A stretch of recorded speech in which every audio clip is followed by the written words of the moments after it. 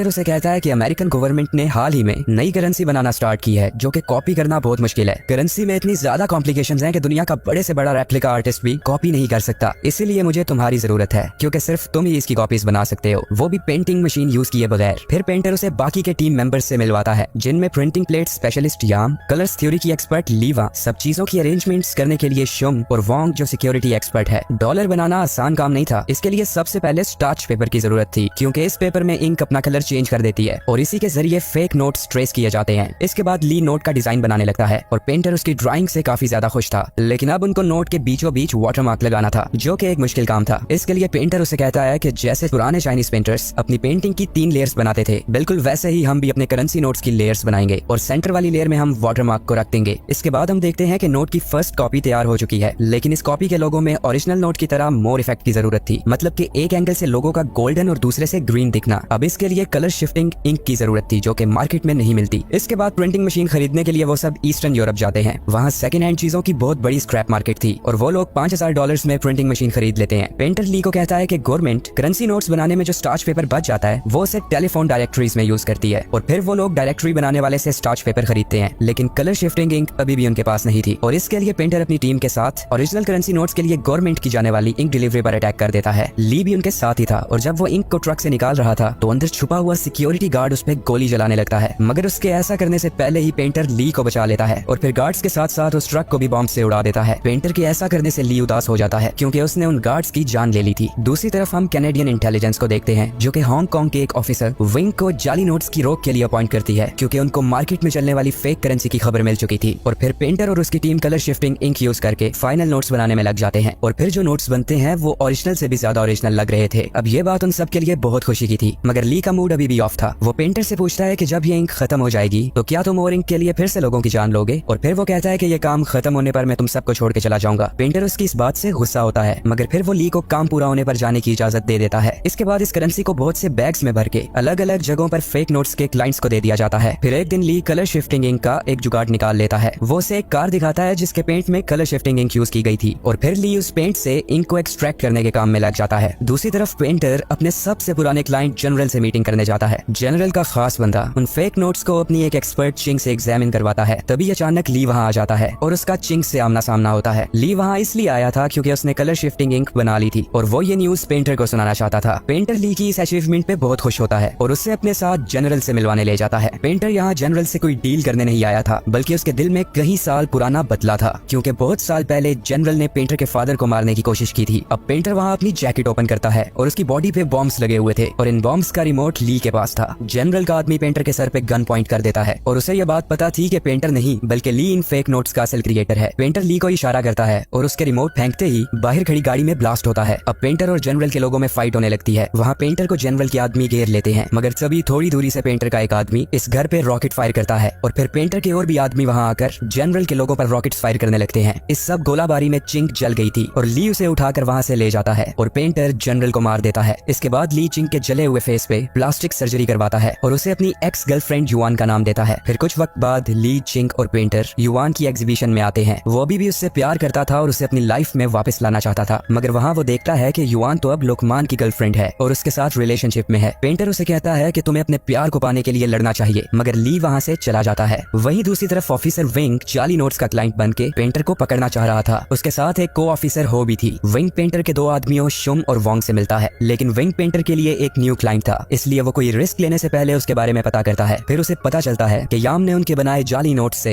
एक wall clock खरीदी थी और इसी वजह से विंग उस तक पहुंचा जो कि पुलिस का आदमी है। याम ने रूल ब्रेक किया था क्योंकि अपने बनाए जाली नोट से खुद के लिए कुछ भी खरीदना मना है। फिर पेंटर याम और उसकी फैमिली को मार देता है। इसके बाद विंग पेंटर से डील करने आ जाता है क्योंकि उसे अभी तक ये नहीं पता था कि पेंटर उसकी असलियत जान चुका है। पेंटर ली से कहता है कि विंग को मार दो, मगर ली डर जाता है। इसके बाद पेंटर विंग को मार देता है और फिर ली पर बहुत ज्यादा गुस्सा करता है। वो कहता है कि मैंने तुम्हें क्या से क्या बना दिया और तुम अभी तक इतने डरपोक हो। फिर वो उसको आखिरी चांस देने के लिए युआन और लुकमान को किडनैप करके ली के सामने लाता है और उसे लुकमान को मारने के लिए कहता है क्योंकि ऐसा करने से ली को उसकी एक्स गर्लफ्रेंड वापस मिल जाएगी। मगर ली उसको मारने की बजाय अपनी गन पेंटर पे पॉइंट कर देता है। पेंटर जानता था कि ली डरपोक है, इसलिए वो लुकमान को मार देता है। अब ली युआन को बचाता है और पेंटर और उसके बंदे उन पे फायरिंग करने लगते हैं, मगर तभी चिंग वहाँ आ जाती है और पेंटर के सभी बंदों को मार देती है। इसके बाद ली और पेंटर का आमना सामना होता है और ली उसे मार देता है। फिर ली, चिंग और विंग के लिए लाए हुए फेक नोट्स लेकर वहाँ से भाग जाता है और वो दोनों एक रिजॉर्ट में छुप जाते हैं। वहाँ न्यूज़पेपर में ली पढ़ता है कि पेंटर बच गया था और वो अभी भी जिंदा है। अब ली ये बात जानता था कि पेंटर बदला लेने के लिए युआन को नुकसान पहुंचाएगा। अब ली युआन के पास पहुंचता इससे पहले ही ट्रैवल एजेंट के ऑफिस में पुलिस ली को फेक करेंसी यूज करने के जुर्म में अरेस्ट कर लेती है। इसके बाद वो ली को इंटेरोगेट करती है, मगर ली बहुत डरा हुआ था, इसलिए वो उसे कुछ भी नहीं बताता। फिर युआन अपना लॉयर लेकर ली की बेल करवाने आती है। वो कहती है कि ली को हम छोड़ देंगे, मगर उसके जरिए हमें पेंटर की इन्फॉर्मेशन चाहिए। युआन उनकी हेल्प के लिए मान जाती है। फिर वो यही बात ली से करती है और ली पेंटर की इन्फॉर्मेशन देने के लिए तैयार हो जाता है। फिर पुलिस ली की मदद से चिंग और पेंटर का स्केच बनवाती है और ली आजाद हो जाता है। इसके बाद युआन और ली एक होटल में जाते हैं और एक दूसरे के साथ प्राइवेट टाइम स्पेंड करते हैं। अगले दिन हो पुलिस स्टेशन के बाहर पेंटर जैसे दिखने वाले एक ऑफिसर को देखती है और हो उसका पीछा करने लगती है। अब उस आदमी के पकड़े जाने पर वो कहता है कि मैं एक पुलिस ऑफिसर हूँ और उस दिन ली के अरेस्ट होने पर पुलिस का ड्राइव करने वाला मैं ही था। फिर हो को पता चलता है कि ये ऑफिसर सच बोल रहा है और अरेस्ट होने के बाद ली ने काफी देर ड्राइवर को देखा था और फिर पेंटर की जगह उसी ड्राइवर का स्केच बना दिया था। फिर हम एक फ्लैशबैक देखते हैं जिसमें हमें पता चलता है कि पेंटर नाम का कोई आदमी दुनिया में है ही नहीं और इस सारी गेम का मास्टरमाइंड ली खुद है। उसने खुद का रोल उस पेंटर को दिया था जो दुनिया में एग्जिस्ट ही नहीं करता था और ली ने ही अयाम और उसकी फैमिली के साथ साथ सबको मारा था और पेंटर तो बस एक फिक्शनल कैरेक्टर था ताकि ली खुद सेफ रह सके। जब हो रिजॉर्ट पहुंचती है तो ली युआन के साथ वहाँ से भाग चुका था और फिर हो को यह भी पता चलता है कि जो युआन ली की बेल करवाने आई थी वो रियल युआन नहीं थी, क्योंकि रियल युआन तो अभी भी अपनी लाइफ में पेंटिंग्स बनाने में मसरूफ थी और ली के साथ जो युआन थी वो एक्चुअली चिंग थी, क्योंकि ली ने उसकी फेस सर्जरी के साथ साथ आइडेंटिटी भी चेंज कर दी थी। और जब चिंग ने उस दिन एग्जीबिशन में युआन को देखा था तो वो समझ चुकी थी कि ली उसकी जगह युआन से प्यार करता है और फिर उसी ने लुकमान और युआन को किडनैप किया था और फिर उसने ली से डिमांड की थी कि वो युआन को मार दे। इसी वजह से उस दिन ली के बंदों और युआन के लोगों में गन फाइट हुई थी और फिर चिंग वहाँ से भाग गई थी। इसके बाद उसने ली की बेल भी इसीलिए करवाई थी क्योंकि वो ली से बदला लेना चाहती थी। ली की सोच थी कि जिस चीज को तुम चाहते हो वो अगर तुम हासिल ना कर सको तो किसी और चीज को खरीद के उसी जैसा बना दो, जिसकी एक मिसाल जाली करेंसी है। चिंग ली की वजह से बहुत हर्ट थी, इसलिए वो हो के लिए लाइटर में एक पेपर छोड़ देती है जिसमें उस बोट का नंबर था जिसमें उसने ली के साथ जाना था। फिर हम समुद्र के बीच ली और चिंग को देखते हैं जो कि हांगकांग की टेरिटरी से बाहर निकलने वाले हैं। तभी चिंग उसे कहती है कि वो बोट को हांगकांग की टेरिटरी में ही गोल गोल घुमा रही है और मैं तुम्हारे साथ फेक युआन बन के नहीं रहूंगी। तभी वहाँ पुलिस आ जाती है। अब ली बोट चलाने की कोशिश करता है मगर वहाँ बॉम्ब पड़ा था जिसका रिमोट चिंग के पास था। तभी वो रिमोट का बटन प्रेस करती है और बोट ब्लास्ट हो जाती है। हो ये सब देख रही थी। फिर कुछ दिन बाद हो असली युआन के पास जाती है और उसे ली का फोटो दिखाती है। युआन उसे बताती है कि ये आदमी कुछ साल पहले मेरा नीबर था। यहाँ ये पता चलता है कि युआन और ली कभी रिलेशन में थे ही नहीं और ली उससे एक तरफा प्यार करता था और उसको पाने के लिए उसने फेक करेंसी नोट्स बनाना शुरू किए ताकि वो बहुत ज्यादा अमीर हो जाए और युआन को हासिल कर सके। मगर तब भी जब उसे युआन नहीं मिली तो उसने अपनी सोच के मुताबिक चिंग को युआन जैसा बना दिया। दी